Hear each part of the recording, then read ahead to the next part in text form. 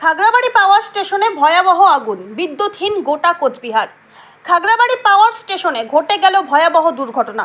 হঠাৎই আগুন লেগে যায় পাওয়ার স্টেশনের একাধিক অংশে। মুহূর্তের মধ্যে ছড়িয়ে পড়ে আগুন, গোটা এলাকা অন্ধকারে ঢেকে যায়।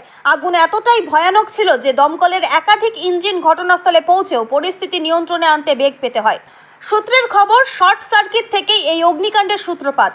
আগুনে ব্যাপক ক্ষয়ক্ষতি হয়েছে বলে জানা যাচ্ছে। পাওয়ার স্টেশনের মূল কন্ট্রোল ইউনিট পুড়ে ছাই হয়ে গিয়েছে। এর জেরে বন্ধ হয়ে গিয়েছে বিদ্যুৎ সরবরাহ ব্যবস্থা। ফলে গোটা কোচবিহার শহর ও সংলগ্ন বিস্তীর্ণ অঞ্চল বিদ্যুৎহীন হয়ে পড়েছে। সাধারণ মানুষের ভোগান্তি চরমে। হাসপাতাল, জল সরবরাহ, ট্রাফিক সিগন্যাল সবকিছুই স্তব্ধ হয়ে গিয়েছে বিদ্যুৎ বিচ্ছিন্নতার কারণে। প্রশাসনের তরফে জানানো হয়েছে দ্রুত বিদ্যুৎ পরিষেবা স্বাভাবিক করার চেষ্টা চলছে। তবে পাওয়ার স্টেশনের ক্ষয়ক্ষতির পরিমাণ দেখে মনে করা হচ্ছে পুরোপুরি পরিষেবা ফিরিয়ে আনতে বেশ কিছু সময় লেগে যেতে পারে। তদন্ত শুরু হয়েছে অগ্নিকাণ্ডের সঠিক কারণ জানতে।